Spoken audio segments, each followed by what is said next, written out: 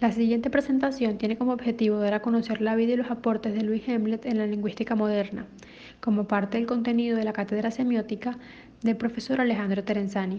Se destacarán 4 puntos importantes: su biografía, el círculo lingüístico de Copenhague, su teoría de la glosemática y su concepción del signo. Louis Hemlet nació en Copenhague el 3 de octubre de 1899 y murió el 30 de mayo de 1965. Fue un lingüista y profesor danés cuya obra es trascendental en la evolución de la lingüística moderna. Nació en una familia de académicos y estudió lingüística comparativa en Copenhague, Praga y París. Su obra está influenciada por Ferdinand de Saussure, padre de la lingüística estructural. Su primera gran obra fue Principios de Gramática General, publicada en 1928. En 1931 fue uno de los creadores del Círculo Lingüístico de Copenhague, donde también destacó como un brillante filósofo y donde creó junto a Hans Jürgen la teoría de la glosemática. Años más tarde, desempeñó como profesor en su ciudad natal y fundó la revista Acta Lingüística.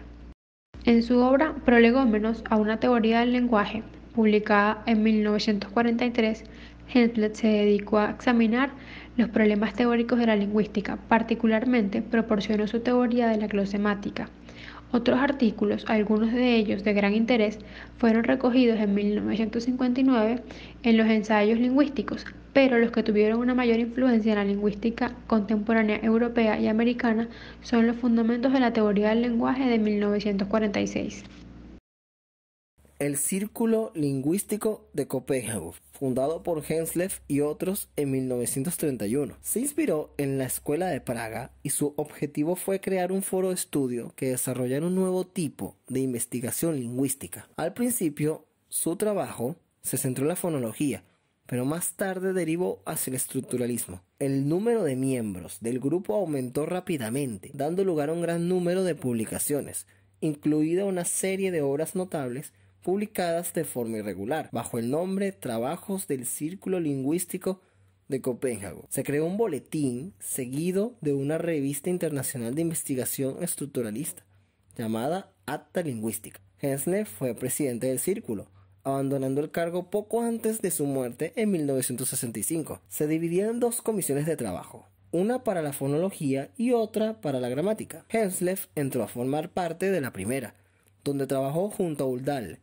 en la construcción de la fonemática, o teoría estructural de la utilización lingüística de los sonidos. Henslef y Uldal se dedicaron a la elaboración de otra doctrina paralela, la glosemática, dedicada al análisis formal y estructural de los fenómenos gramaticales. La glosemática, para el desarrollo de su teoría, partió del aforismo estructuralista de Saussure: la lengua es forma y no sustancia, y de su teoría del signo, en la que toda lengua es, a la vez, expresión y contenido. Sin embargo, quiere ir más lejos que Saussure en lo que se refiere a la oposición entre la forma y la sustancia, puesto que las unidades lingüísticas deben existir independientemente de la realidad del sonido y del sentido para que puedan proyectarse sobre esa realidad. Entendiendo esto, Henslef llamó a la glosemática a aquellas investigaciones netamente estructuralistas que consideran a la lengua como un patrón de relaciones mutuas y postula que todas las lenguas tienen leyes universales de estructura y que existe un principio universal de conformación. Para poder entender los postulados de Henslef, hay que profundizar en unos específicos de Saussure. En su teoría de los signos les atribuyó ciertas características: arbitrariedad, inmutabilidad, doble articulación y, la que particularmente nos interesa, la linealidad. Recordemos que la linealidad excluye la posibilidad de pronunciar dos o más elementos a la vez, tanto por su carácter temporal como por el espacial. Saussure desarrolló este principio planteando las relaciones que se establecen entre las unidades lingüísticas, las relaciones paradigmáticas o asociativas y las relaciones sintagmáticas. Henslef reelabora la dicotomía de Saussure y entiende las asociativas como sistema y las sintagmáticas como proceso o texto, así como también agregó 3 relaciones adicionales: relación de interdependencia, un término no puede existir sin el otro; relación de determinación, B no puede estar sin A, pero A sí puede estar sin B; y relación de constelación, un término no necesita de otro para tener sentido. La dicotomía saussuriana de significante-significado es llamada por Henslef expresión-contenido. La glosemática critica la lingüística anterior por fundamentarse en datos exteriores a la propia lengua, históricos, sociales, etc., y plantea que la lingüística debe ser inmanente. Esto significa que debe analizar los dos planos, expresión y contenido, en términos de su propia estructura. Para separar el sistema de su manifestación, Hensley plantea que las unidades lingüísticas no pueden definirse en sí mismas, sino únicamente por las relaciones que la unen a las demás unidades de la lengua. Así pues, la lengua es forma y no sustancia. Distingue entonces tres niveles donde Saussure solo veía dos. A la sustancia sausoriana, la realidad semántica o fónica independientemente de la lengua, la llama materia. A la forma sausoriana y subdivisión, configuración basada en el principio de oposición, la llama sustancia.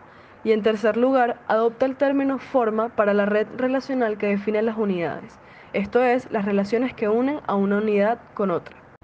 La relación entre estos tres niveles, materia, sustancia y forma, se realiza mediante la noción de manifestación.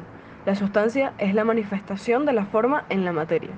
La glosemática pretende dar una descripción formal a los hechos de significación, es decir, su estudio tiene como objetivo formalizar el análisis descriptivo de las lenguas. Este estudio atribuye, por tanto, un papel central a la forma, depurada de toda realidad semántica o fónica, y relega a un segundo plano la función, sobre todo el papel que el lenguaje representa en la comunicación, pues ésta está ligada a la sustancia. El signo según Hemslef. Al igual que Saussure, consideró la lingüística como parte de la semiótica, entendida como ciencia de los signos. Según su análisis, el signo es una forma. Es posible describirlo empíricamente, pero su sustancia es ontológicamente especulativa. Es decir, puede interpretarse de forma diferente a como quiso el emisor. Un signo también tiene una función a la que están asociados dos elementos, el contenido y la expresión.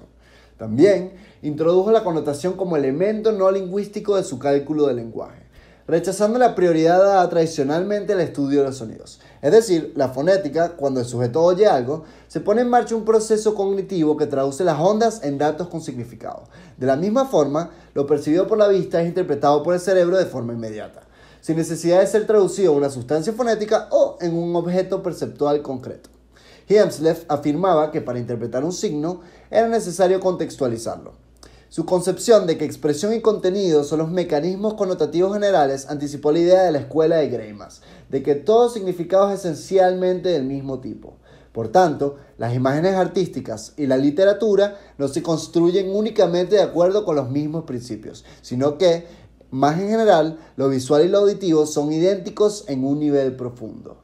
La propuesta de Hemslef revela la fuerte influencia de los lógicos del Círculo de Viena, quienes aplicaron los métodos y el simbolismo de las matemáticas a los estudios sobre el lenguaje. Finalmente, es importante mencionar que la teoría de Hemslef se diferencia de sus contemporáneos por su interés de la estructura fonológica y las propiedades que no pueden ser localizadas dentro del alcance de un segmento.